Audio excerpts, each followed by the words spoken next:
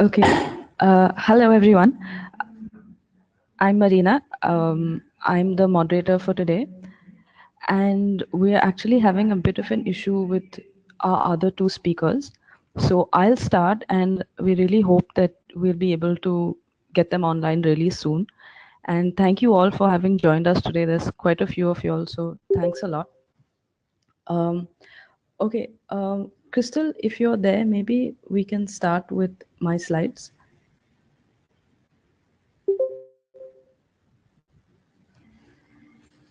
Okay. So, I mean, just a little brief about what the idea behind this webinar is that following the Habitat 3 conference that happened in October last year, the UNMGCY Habitat 3 working group decided to run a series of webinars on topics surrounding sustainable urban development, youth action, and the new urban agenda. So this webinar is actually the fourth of the series, and at this webinar we are going to be discussing the right to adequate housing with a special focus on forced evictions and homelessness, which are actually the biggest challenges to achieving the right to adequate housing. Um, Moving ahead, if we look at what really is adequate housing, we can see that it is internationally binding. Crystal, you could move the slides ahead. It, in fact, it's universally applicable, universally accepted, and there are around 12 different texts and within the international law that make the right to adequate housing applicable across the world in the 193 member states of the United Nations. And we can move ahead. And what really is the right to adequate housing? You know, there are 7 criteria that must be met to ensure that you call what is an adequate house. So within that you have security of tenure, which is that it's not just a house, but you also have legal protection against forced eviction and harassment. The second criteria is that there's availability of services, basic services and infrastructure surrounding a house, which is what we call habitat. Then we have affordability and habitability, accessibility, which is currently what we talk about, child-friendly housing, disabled-friendly housing, and also location, because today there is a trend towards providing housing, but really far from the city center or where there is employment, healthcare, education.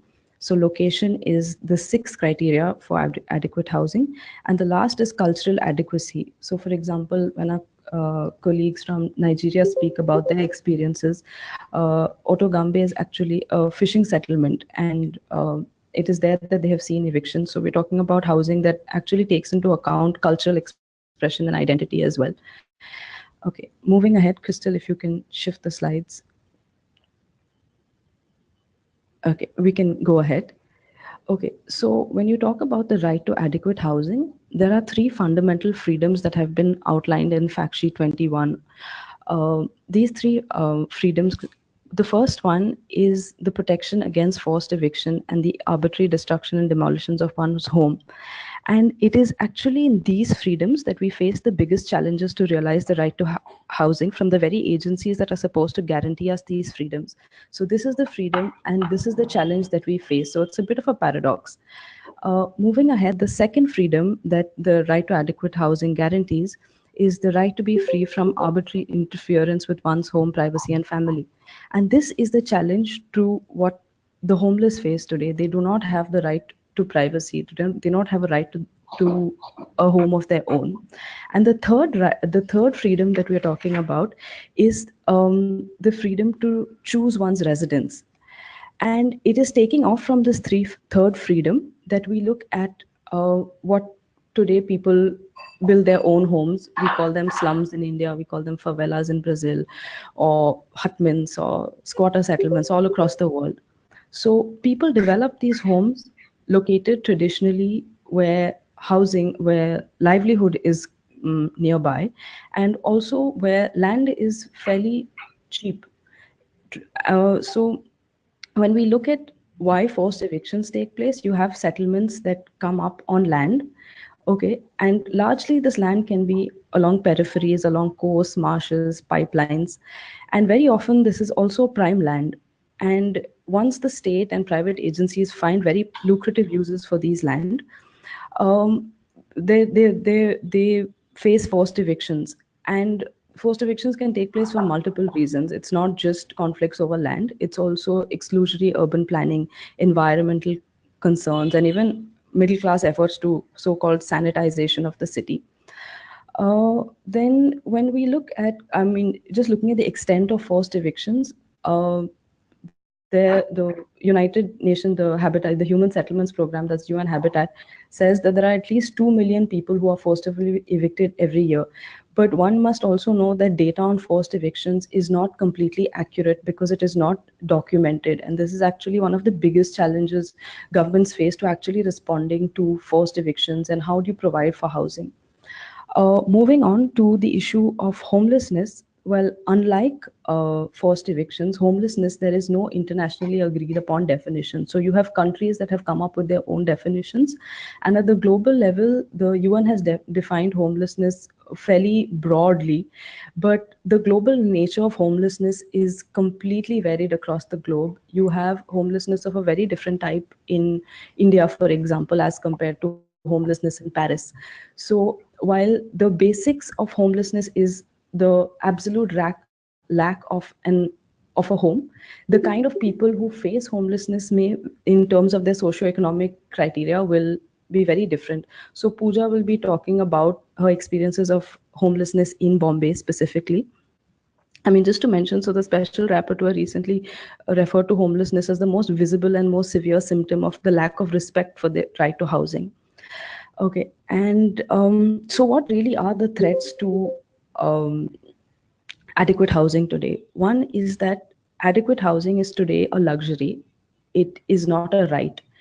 And this is largely attributed to what is called the financialization of housing, where housing is shifted to being a commodity. It is associated with real estate, it is associated with property and land value.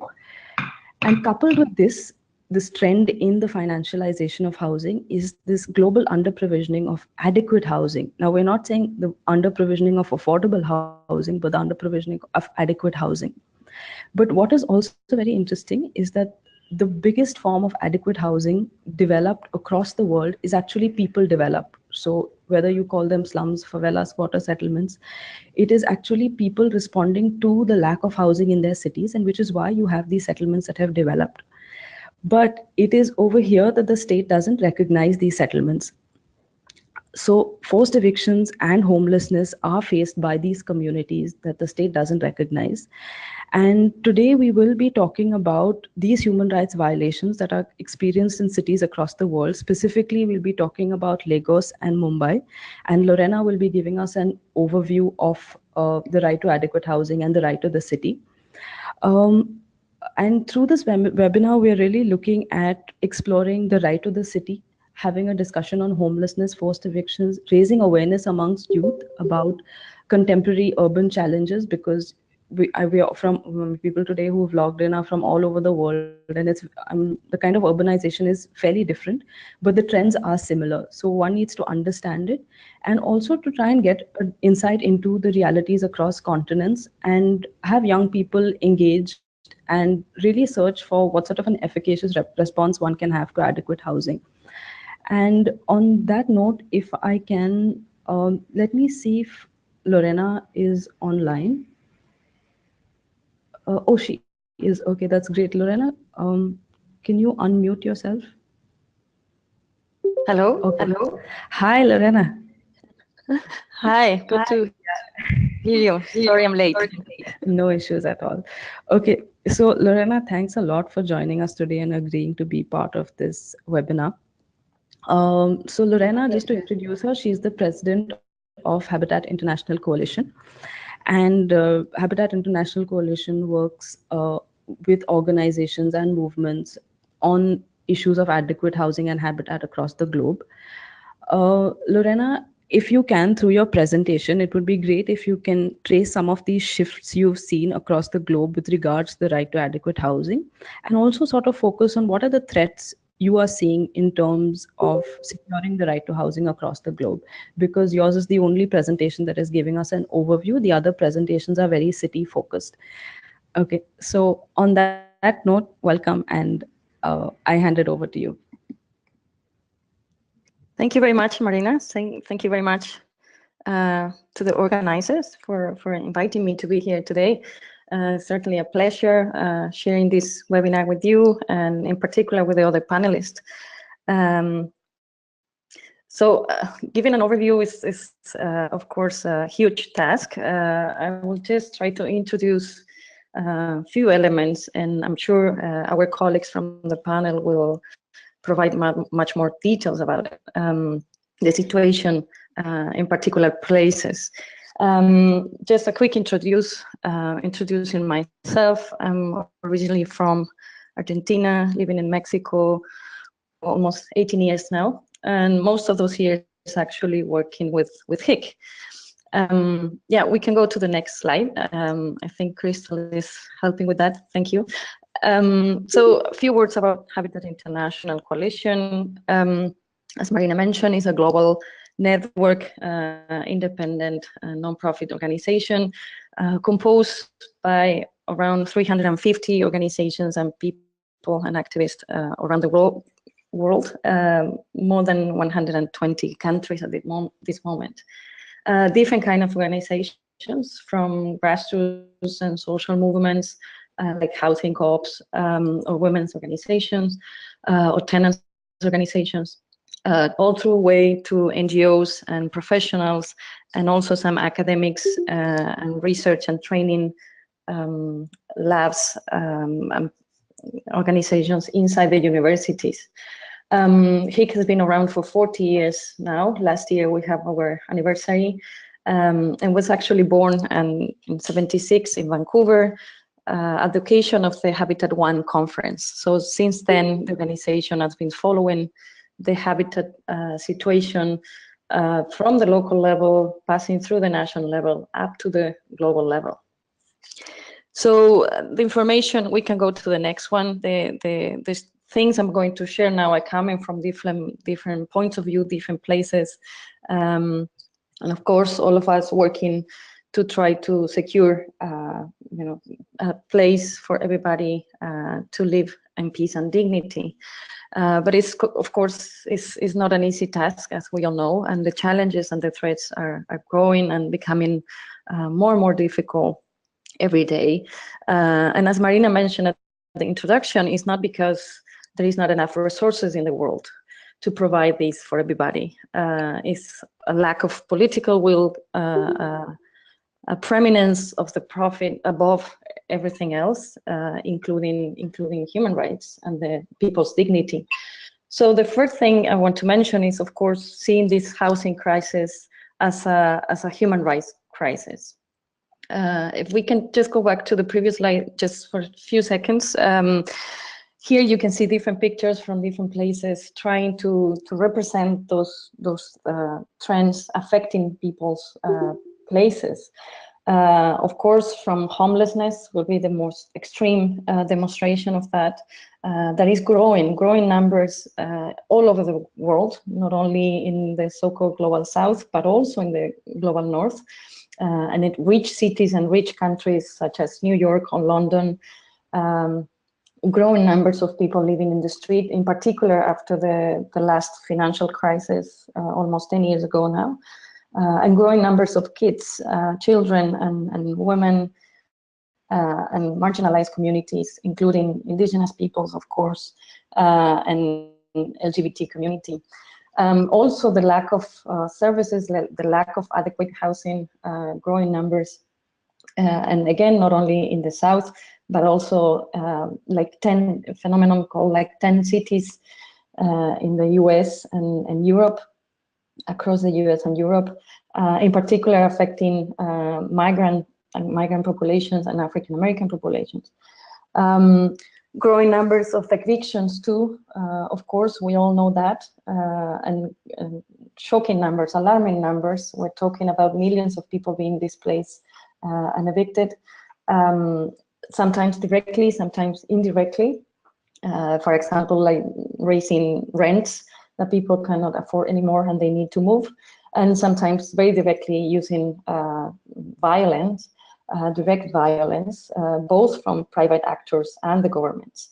And the picture you can see in the bottom left is a picture from Ecuador, from Latin America, in a country that is supposed to be democratic, and not only that, but concerned about people's rights and actually advancing the human rights agenda at many levels, but resuming like practices from the era of the dictatorship in our countries, and evicting people in significant numbers. In this case, it's in Guayaquil, in the city of Guayaquil, and the excuse the government is giving in that case is because they are trying to protect the environment and protect a water from place. And so they need to move the community that has been living there for a long time, as you can imagine, as you know, because it's similar cases in many places. Of course, the crisis linked to conflict and war, and the crisis of the refugees, as we all know, shocking numbers, millions of people having to move from their places and not finding a decent place to live, or being criminalized for that, or being rejected in different places when they're trying to get there. And finally, the climate change, or the climate-related phenomenon, and the pressure that's put into communities, and in particular in poor communities, and affecting women and children again in shocking numbers, and the climate change also being used as an excuse to displace people from their communities and say, it's not safe for you anymore to live here, you need to leave, and then all of a sudden we can see luxury development going on, and 5-star hotels going on, etc., in the same places, and people having to move far away and not having decent houses for decades. So those are some of the common trends we can see that are hugely affecting the housing rights of people all over the place. We can move now quickly to the next one.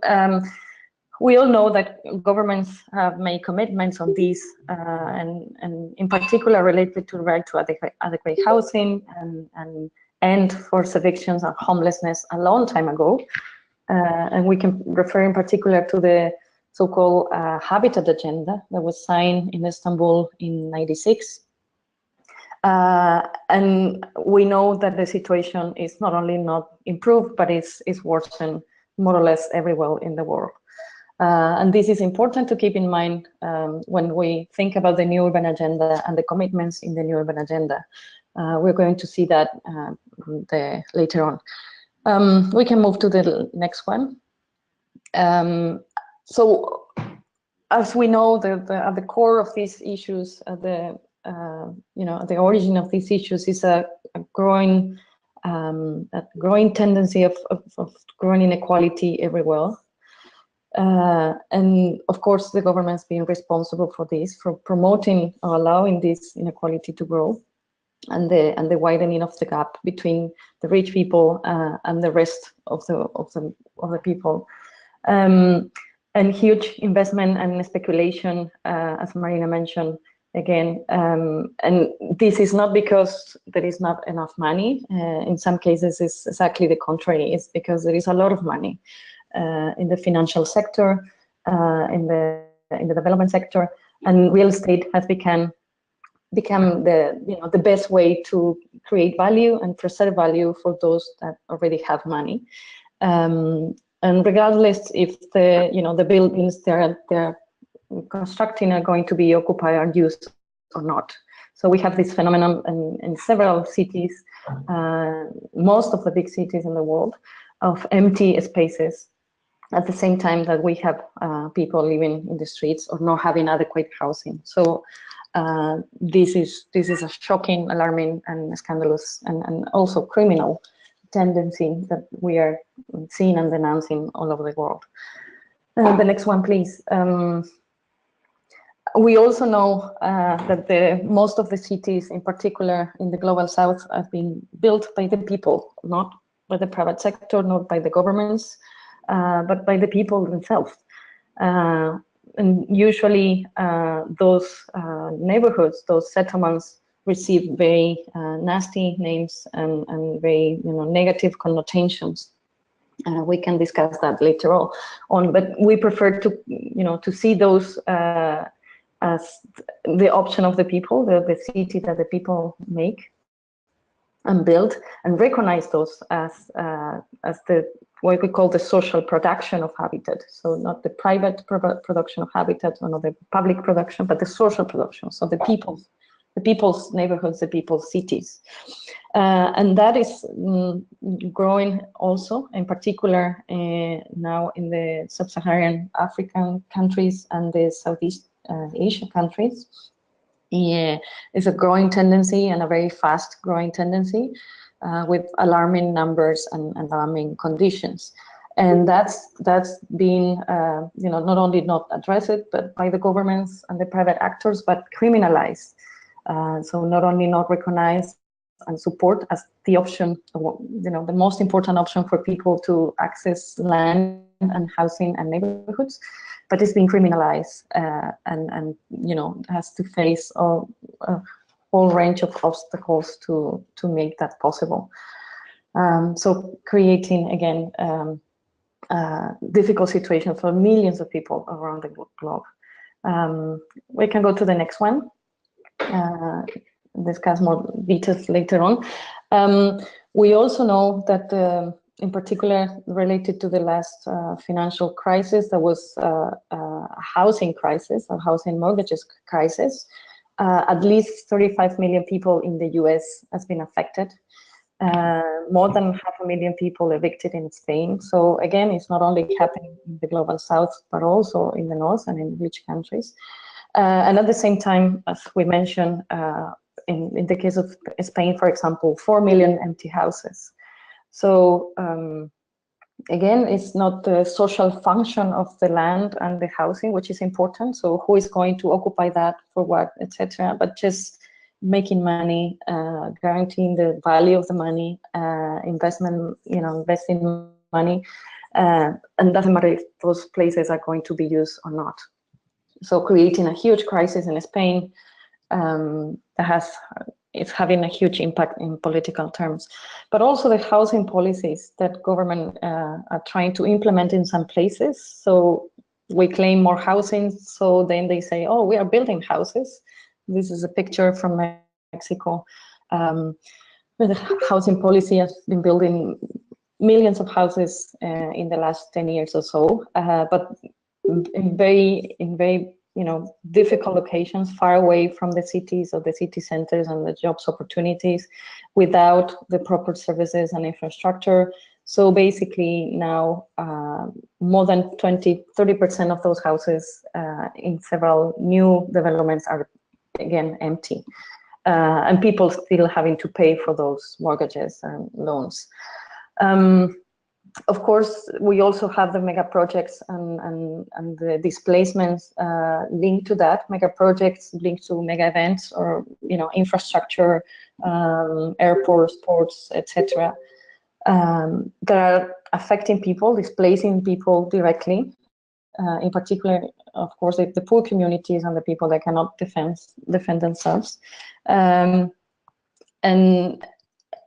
building things that are not going to be used. So they're then called like white elephants, because after the events they remain empty or underutilized. And of course, in general, they are not built for the people, low income populations. They don't have access to that. To those facilities, many of those, being privatized, etc. And not only that, it's also affecting the governments with huge debts because they do most of the investment in those new facilities, and it's providing the private sector, on the other hand, with immediate gains and profit, because all the services are privatized. Like in case of the mega events, selling food and selling drinks, etc., etc. We all know the companies, the transnational companies, always engage in those kind of projects. So this is really concerning, and it's a pattern that we can see over and over again in different places. We can move to the next one. We almost finish.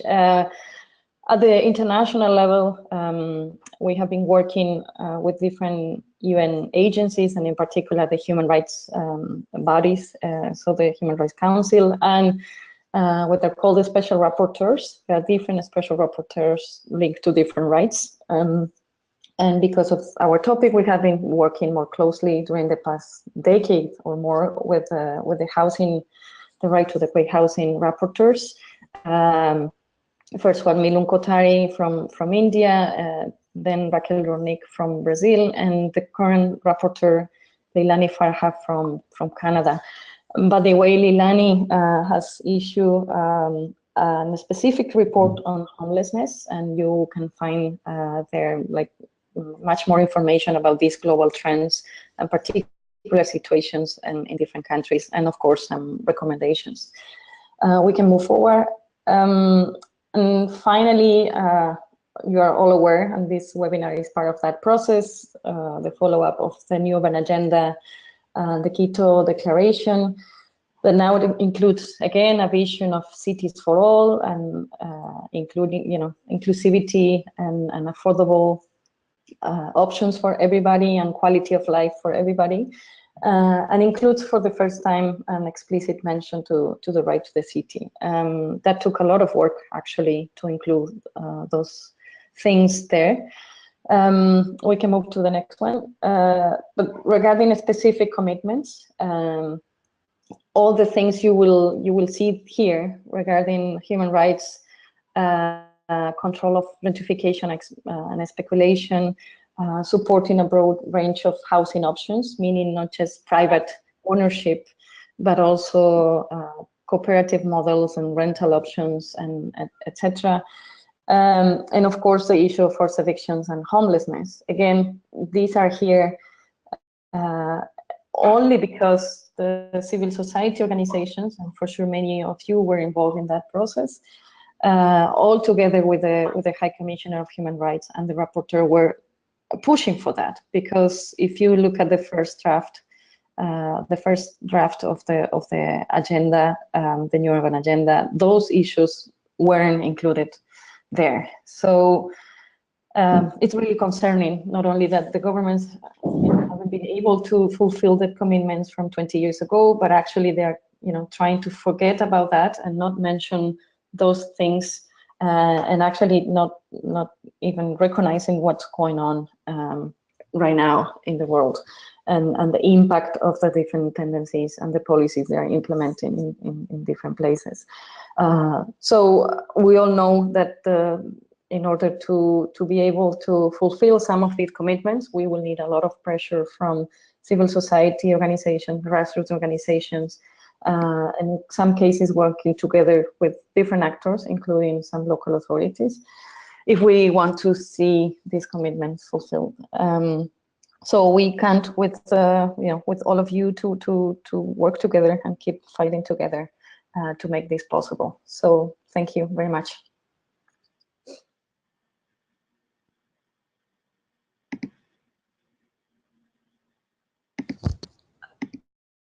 Okay.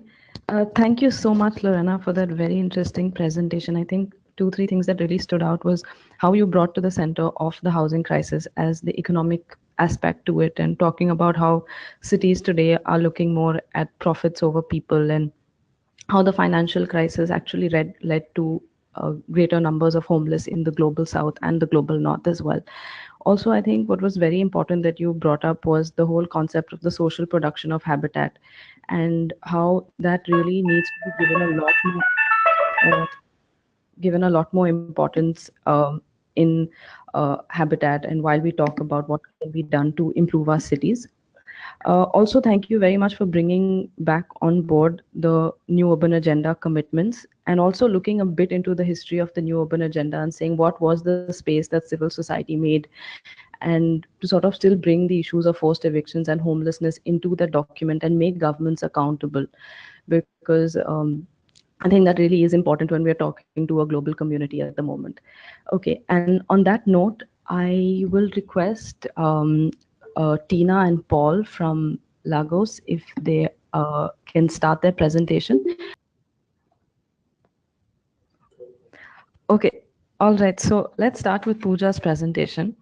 So Pooja is from Youth for Unity and Voluntary Action, an organization based out of India. Specifically, today in her presentation, she will be talking about the issue of homelessness in Mumbai. And without taking any more time, Pooja, I request you to start your presentation. Thank you, Marina, and thank you, the organizers. Today, I will be speaking about the homelessness in Mumbai, especially context to the youth, children, and women, and the strategies that have been used in Mumbai for addressing their homelessness. Let me give you a brief introduction about Mumbai and how homelessness is there in Mumbai. Mumbai is a rapidly urbanized city, and over the years, it has been developed by people who has contributed to its economy. And the city is being constructed, especially the housing, has been constructed by its laborers in informal way. Researchers called it as the unplanned city, and this has raised the various issues, that is lack of housing, basic services, entitlement, and we can see informal slums, pavement dwellers, and homeless that are part of the city. And what I believe, this is because of the less preparedness of the government to look at the problems of growing city and issues of migration.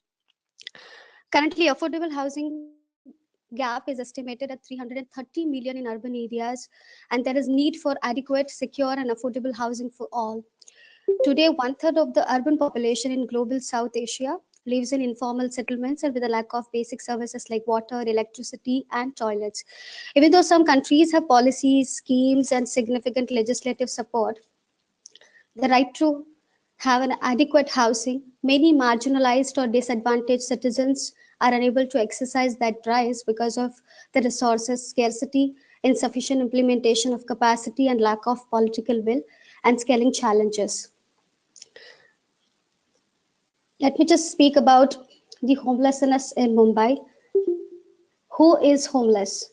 In Mumbai, the definition, we believe that a person who is living without roof, without proper structure, wherever it is possible for him or her to stay.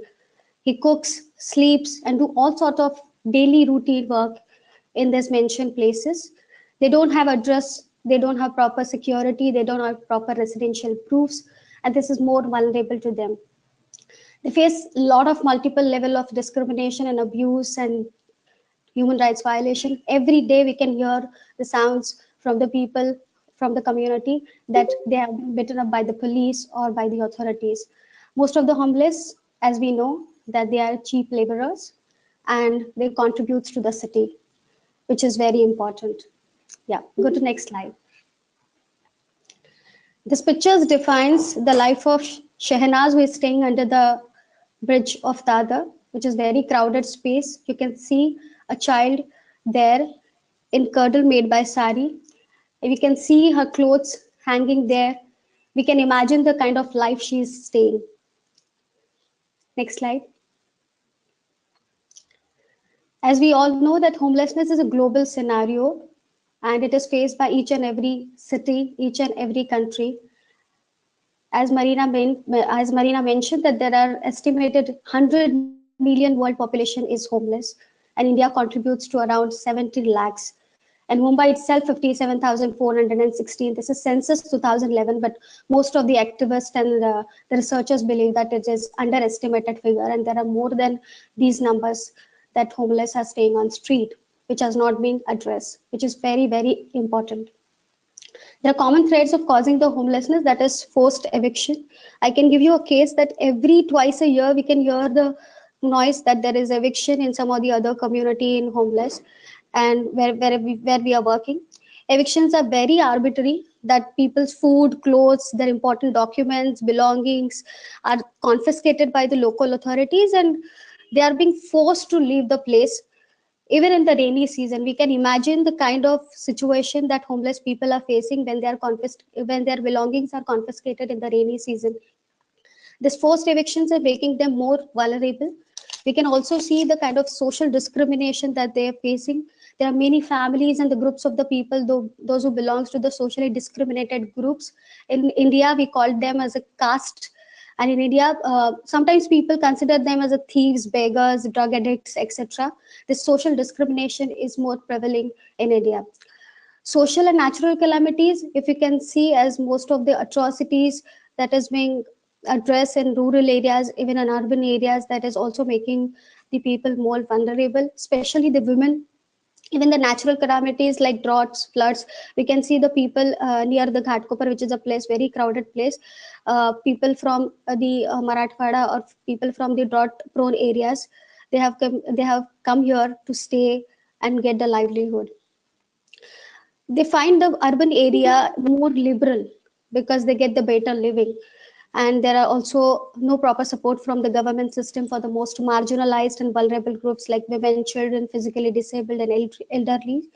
There are no proper housing schemes and laws, which is actually mostly catering to the special group of people. And in India, especially, if we see that they cater to the special group of people, like they are having domicile certificates, the residential proofs, they are only catering to them. This is more, this is making more vulnerable to the people. Next slide. The types of homelessness that we can see in Mumbai is a temporary homeless, the people who have experienced the forced eviction, maybe from the informal settlement or maybe from the other places. Natural or man-made calamities, victims of social discrimination, and people, those who are in process of rehabilitation, also get the considered into the temporary homelessness process. There are permanent homeless. Under the railway station, we can see a girl who is staying there from last 20 years, and she is not having any type of residential proof or identity proof. So this can be addressed. Staying without homes for generations is also a kind of a type of homeless we can see.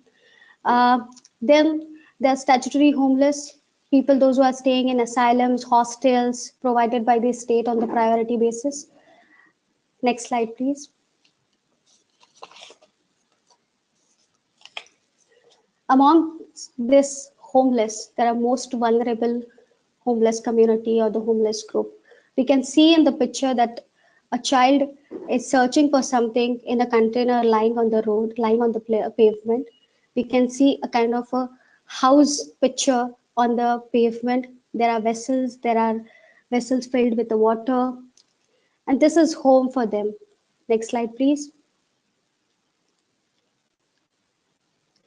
In Mumbai, there are 37,000 children who are staying on street, but this is also underestimated. We believe that more than these numbers, children are staying on street. We can go to the next slide. The problem faced by homeless children, most of the time they don't get the proper preschool education, though we have proper schemes called Integrated Child Protection Scheme, which provide the preschool education, but it is not reaching to the children on street. We have Right to Education Act in India, but the children on street are not getting proper place to stay, proper place to study. Even the capabilities of the parents to educate their child is very less. And even they face some type of discrimination in the schools. This has causes the low or the lack of education among these children. Even we can see the working children, a kind of a survey that has been addressed, that working children, the children, those who are staying on street, half of the children are working children. They also faces that several type of abuses like verbal, physical, sexual abuse, mental abuse, all forms of addictions we can see amongst the children staying on street, because they don't have proper health care and nutritional support. Their health is very low. Then children with a disability, they are the most vulnerable among them because they face a lot of multiple level of discrimination and human rights violations too.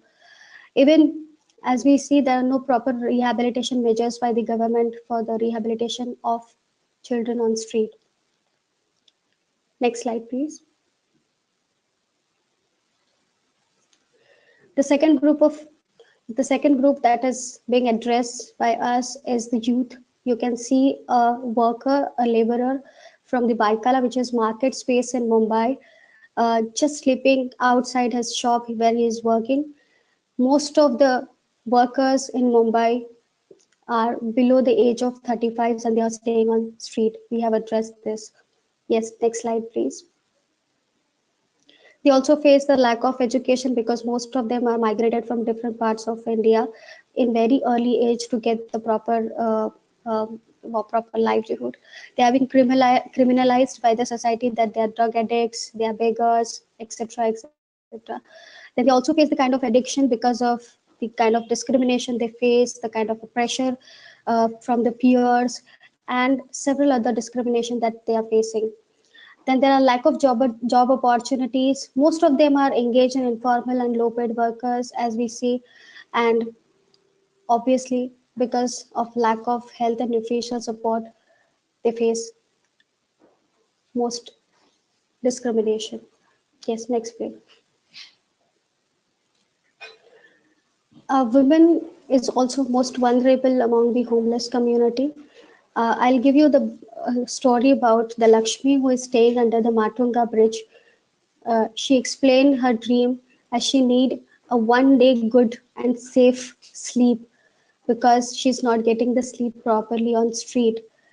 She is most vulnerable to get the sexual harassment and kind of a physical abuse from the other people in the night. Next slide, please.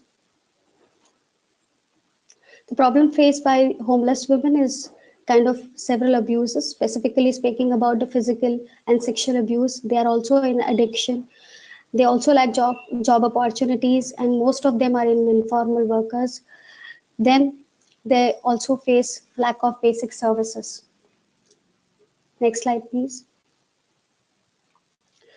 Threats of forced eviction is always there. You can see that a boy is standing there and all this stuff is being hanged in one wall with lot of clothes so that they can protect their belongings when MCGM or when the local authorities are going to come to confiscate their things during the evictions. Next slide, please. The state role we can see in the case of homeless, eviction is daily calamity for them. Like on daily basis, they have some or the other type of eviction.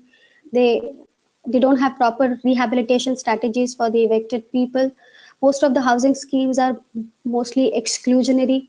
There is no proper basic and legal entitlement that has been provided to the people, those who are staying on street. We face a lot of problems because they don't consider them as a citizen of India. Then the state imagine a kind of a different cities, a smart cities, and they're pushing out the poor. Next slide, please. The strategies that we are using here in Mumbai for improving the status of homeless. First is people's resistance and establishing identities. We have Begar Mazdoor Ekta Sangatna. Begar means homeless, Mazdoor means laborer, and Ekta Sangatna is a collective of people who is working for their rights. They are the homeless and they are working for their basic rights. They are going to the authorities demanding for their basic services, demanding for their entitlements. We also have a basic service facilitation center is being facilitated by us for supporting the homeless, for getting the basic services and entitlements. This will establish their identities as citizens. Then we have legal support as a homeless collective. Homeless collective is a collective of NGOs, individuals, CBOs, those who are working with homeless in Mumbai. They have filed a case against the Municipal Corporation of Greater Mumbai and State of Maharashtra for not constructing shelters for homeless. Even there are more than 57,000 homeless staying in Mumbai.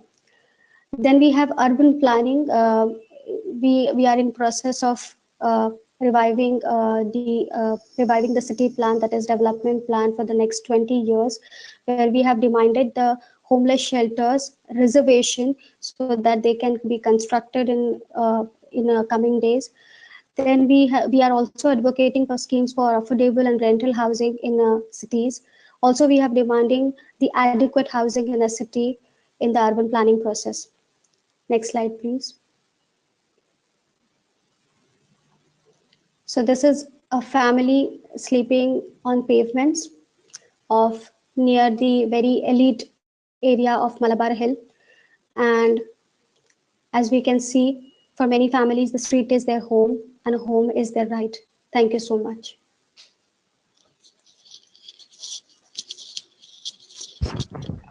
Thank you so much, Pooja, for that very insightful presentation. Just a few points. I think one important issue that you brought up that I had even spoken about earlier was that there is no clear data on homelessness. The other thing that I think to shed quite a bit of light on is the issue of the vulnerabilities of children and youth who live on the street. And as UNMGCY, I think one of our key points of working on follow-up of the new urban agenda is because we want to look at the role of children and youth in cities. And also, thanks a lot for bringing up attempts at resistance and also talking about the process towards change, um, looking at the issues of homelessness in Bombay. Okay, so thanks a lot. And if Tina and Paul are ready, we can start with them.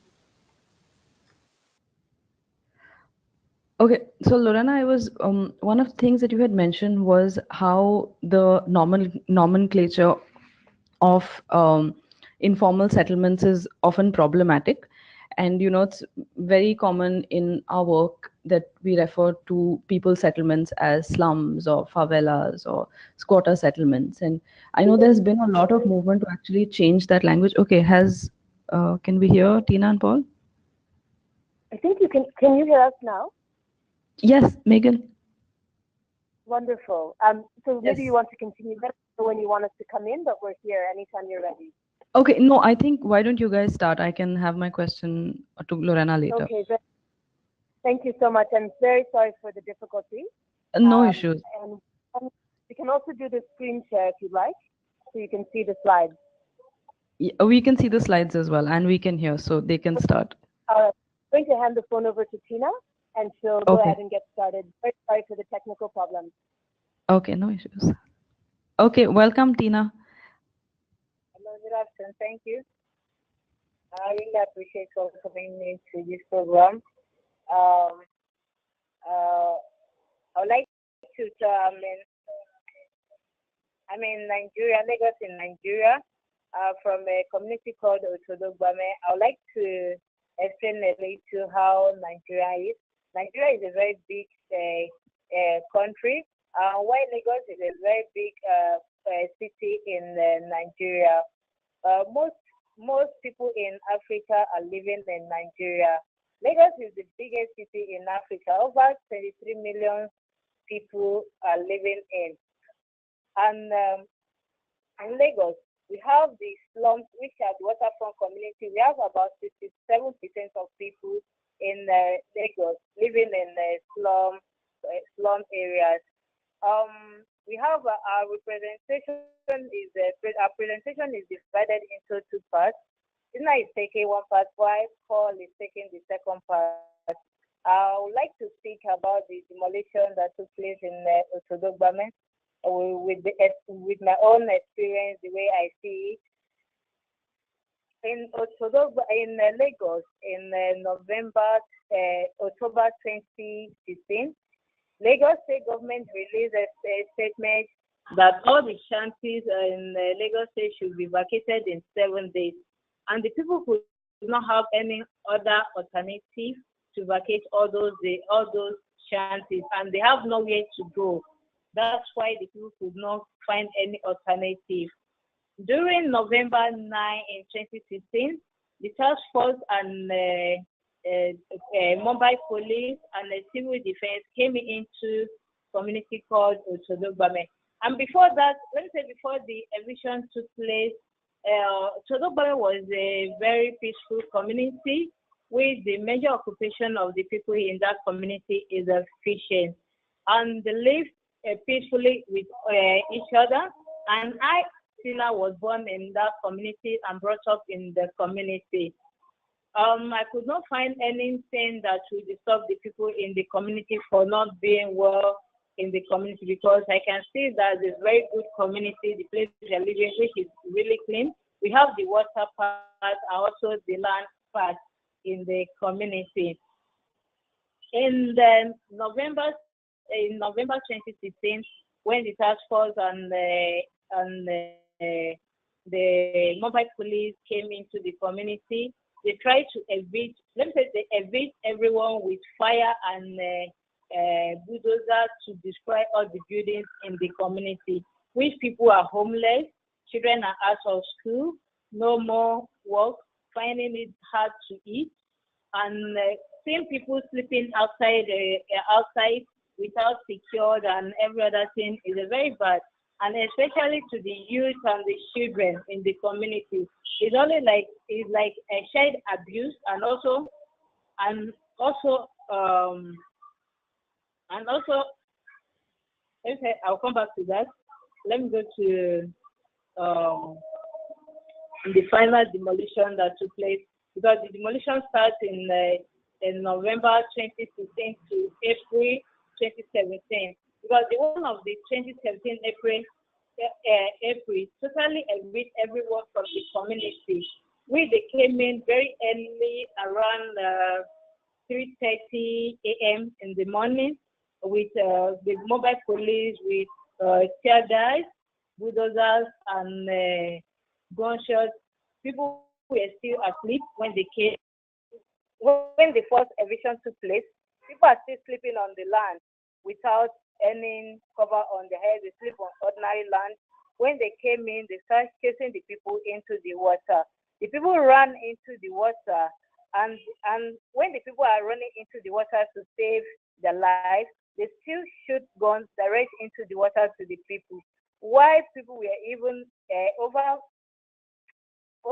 let me say, more than 11 people were shot to death, were drawn, and 2 were shot with gun wound to death.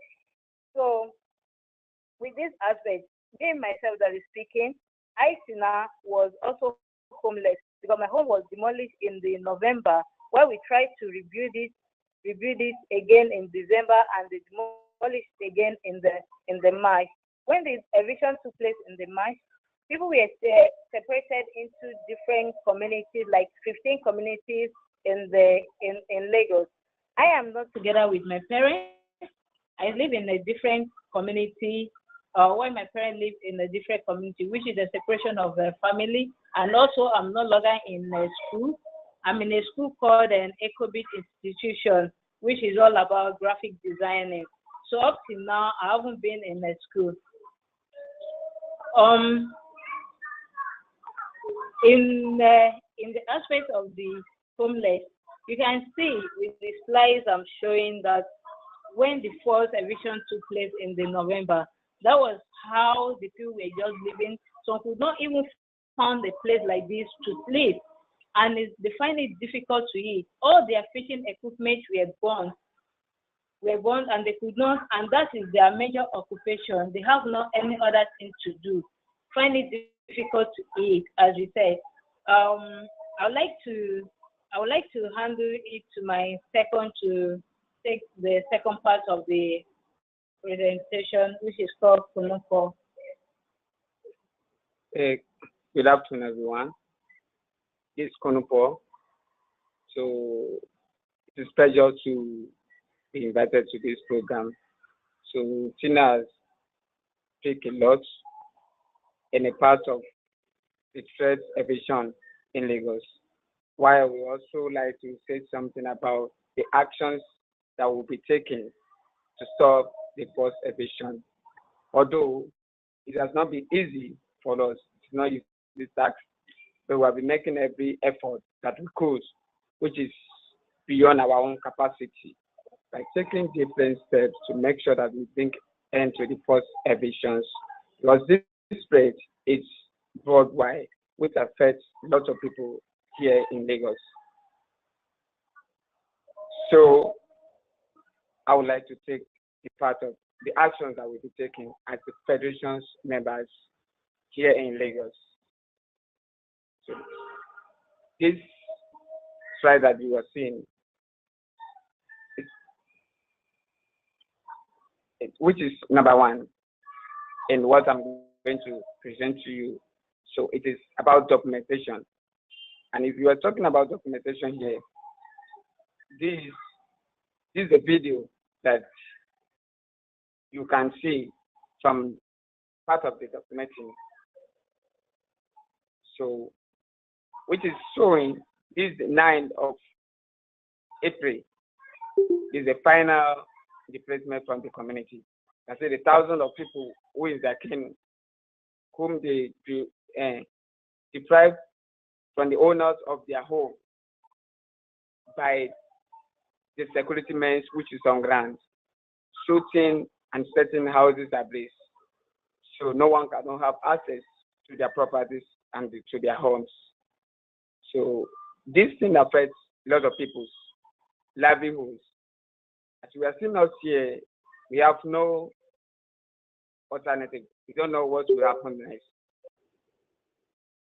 And another side, which is another action that will be taken, the protest, which is one among half of dozens of protests will be staged to the governor's house.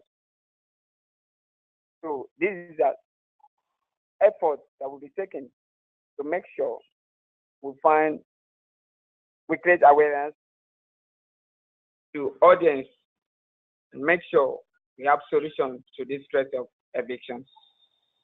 So you can see these thousands of people who is seeking for the end for evictions. And this inter-solidarity, which is people from Port Harcourt, our members, federation members from Port Harcourt, join hands to make sure they also assist, because we believe in the number, that because the number speaks a lot, to make sure they join hands to fight against these threats. So we also have the court also is in our actions.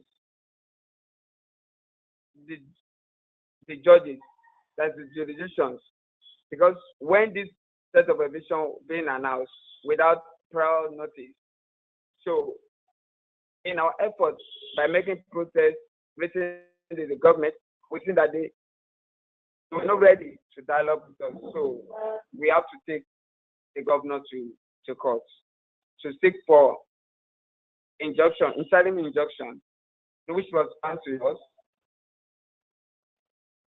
And lastly, the judgment was in favor to the waterfront communities.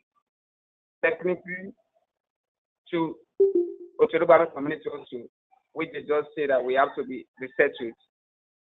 And it was now, but still the government has still delaying in its actions. So we're hoping that there will surely be justice for the community, because we are hoping to see that. And after this demolition of Otorobame community, we make every effort that to stop it, but we couldn't. But we're still on the struggle. So aside that, the federation members also organize relief material to make sure they reach out to these people, to the different communities where they are, different waterfront communities. They spread out because of the population. There are over 30,000 people population in the community. They have to spread out to different waterfront communities. So, and federation members face them down because there's no food, their livelihoods are taken away from them, no home. People are suffering. So they have to reach out to them and trace them down to make sure that they get them something to eat and also to clothe themselves. These some of the actions we will be taking to make sure we find help to these solutions. And also, after the last demolition in 2016, residents in Otorobame helped themselves to rebuild their homes before the recent one that happened this year took place, when everyone was moved away from the communities. We also have been partner with international communities to make sure they also render awareness to different countries to make sure to find end to this. Even the UN Special Rapporteur, they also condemn the actions of the governor, the demolition to the Obama community, also the threat of eviction to the whole waterfront communities. So we have been trying to take different steps, although it's not easy start, but we're still on it and the struggle begins. These are some of the steps that we will be taking. But it's a series of steps that we are taking, even engaging with the Lagos State government agency to make sure they work with us in the institute upgrading of the communities, not by displacing people from their communities, from their homes, but join hands with us. In the federation, we have our savings. So which we are telling them that it's not that we need their money, but they should partner with us. We use our own money to upgrade our communities. So not that it displaces us from the community, but to partner with us, then we fund our home community to upgrade it by institute, stay in the community at the same time upgrading the community. These some of the ideas that we are bringing to them. And also, this city that we are, the poor also belong to this city, which they cannot just be driven away just like that. It is our community, it's our city that we have to enjoy every benefit as a citizen. So, thanks everyone.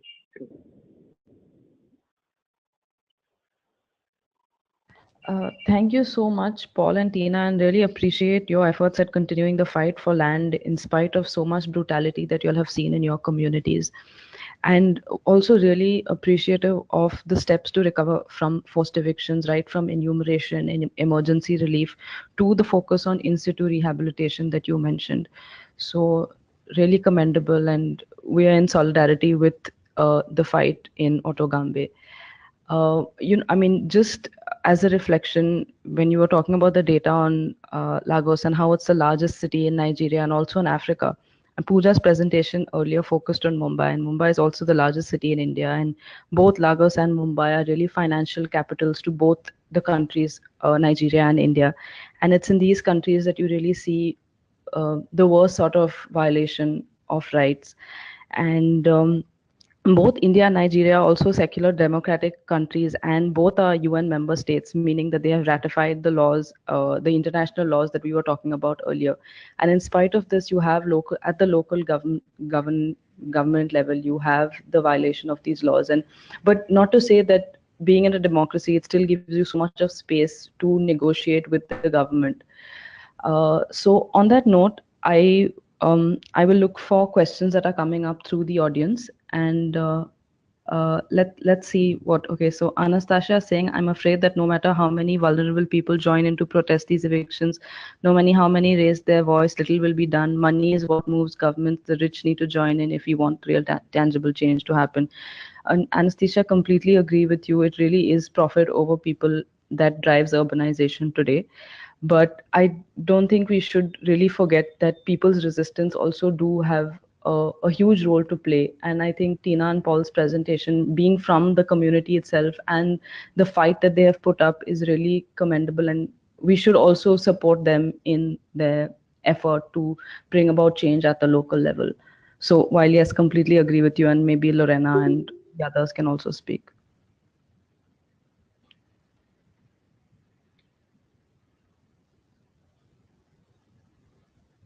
Okay, Tina, there's a question for you. Uh, are you online?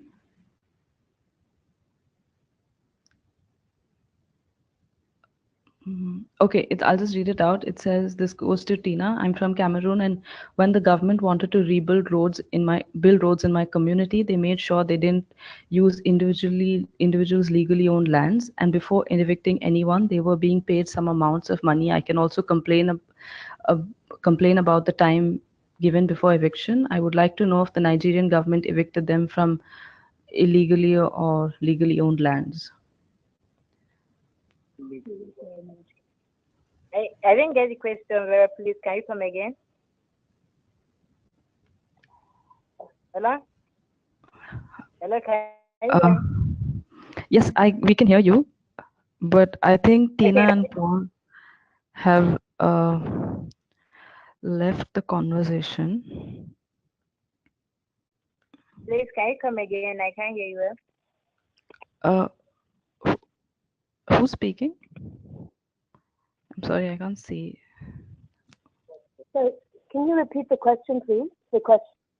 Megan, is that you? Yes, it is. We're here. We couldn't quite get the question for Tina. If you could repeat it. Okay, sorry. Yeah. Okay, so Tina, the question to you was L from Cameroon has written in saying that when her government wanted to rebuild roads in her community, they make sure that it was that those who legally owned land didn't lose that land, and before they were evicted, they were paid some sort of a compensation in terms of money and economic compensation. So she wanted to know if the land in Otogambe was legally owned by people.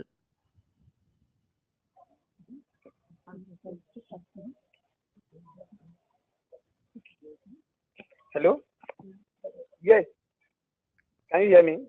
Yes, we can. Yes, this fall. And what happens here in Lagos, Nigeria, it is quite different from what we call democracy. And the vision that I seen in Torobame, it is issue of land grabbing. So nothing like compensation, no notice. It is out of the law. None of the actions fall into the law. Is that fair? It is also against court order. Because before they came in November 9 and 10, we have already obtained interim injunction from the court. On that same month, on the 7th, before they carry out their demolition. Is that clear? Hello, can you hear me? And that community is a community that have been existing more than 100 years, over a century. It's a very long time. That's where we were born, and father were born and brought up there. And it is not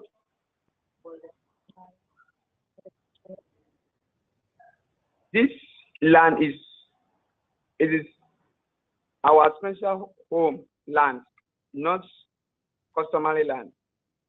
We don't pay anyone, but it is our father's land. Okay. Hello? Yes. Paul, thank you. Hello, Paul, we got that. Anyone else, do you all have a question?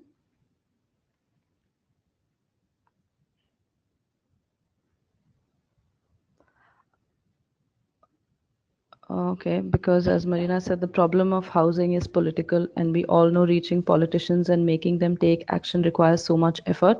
So I think the best action should be led by citizens, and if possible, primarily non-political, direct approach, and secondary political by trying to reach leaders. Citizens also have responsibility.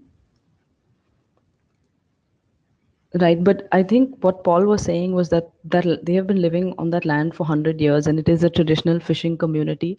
So in terms of the debate on legality and illegality, I think and even the the Lagos High Court had ruled that this eviction was unconstitutional. So I mean, they were definitely on the right side of the law if one looks at legality and illegality.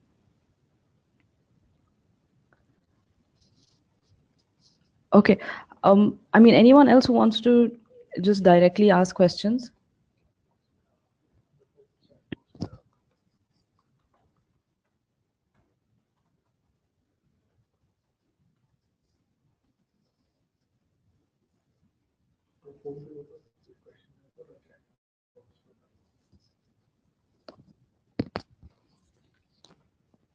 Okay, so Lot is saying it's obvious that lack of dialogue between local government authorities and local communities is the purpose of forced evictions without alternative arrangements.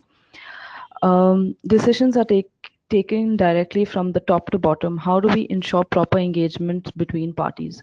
So, who was your question to, Lot?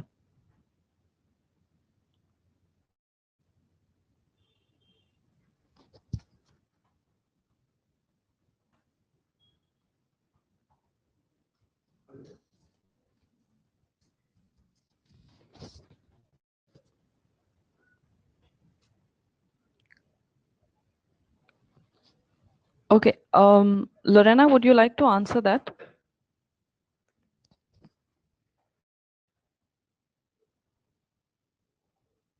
Hello, can you hear me? Yes, go ahead. Well, I think it's a very complex question, right? What we're talking here is basically asymmetries of power.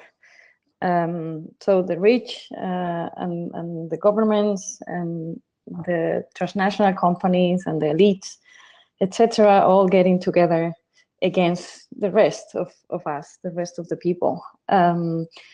So basically, to try to build some power from below, which is what the communities are doing, and we have been hearing from both the case in India and Nigeria. I guess Paul already mentioned a lot of strategies that they are, putting in place to try to build that force from the bottom up, in the communities, among communities and cities, and eventually linking that with other actors outside the country, the international level. I mean, the first thing will be to be visible, right? And to try to be heard. And being visible is not always easy. We all know that both the settlements and the people living in these settlements, because they are considered like in negative terms, like being marginal, being irregular, and eventually being illegal. So basically, they are not seen or seen in a very negative way, and people, without any rights to be there or being compensated or being, even engaged in a dialogue with. So these are the things we need to challenge and make those communities visible, and not just, they are there and how many they are and how strong they are, the kind of life they have, how they are contributing to the city life in general. How they're struggling to survive and bring, a decent life for their families, etc. But also make that part of a broader discourse and going beyond the legality, illegality, regularity thing, and saying this is an issue of human rights and people's rights. And basically, challenging the governments and these actors, these powerful actors, in terms of their contradictions, because there are many, even in terms of the discourses, in terms of the papers and the things they're singing, and we can hear, in the case of Nigeria, even contradictions among the state or between different agencies and institutions within the state. So we need to try to use that in terms of build a stronger position for the marginalized communities. But it, of course, is not easy and takes a lot of efforts, a lot of time, and a lot of people in the way are basically losing their lives in this struggle. So it's a truly scandal, and we as international organizations, we need to use every opportunity we have to actually shame. I mean, name and shame those actors responsible for this. May they be private sector, big companies, the rich communities, and the governments at the different levels. So those are the kind of things we can do to try to support the local struggles.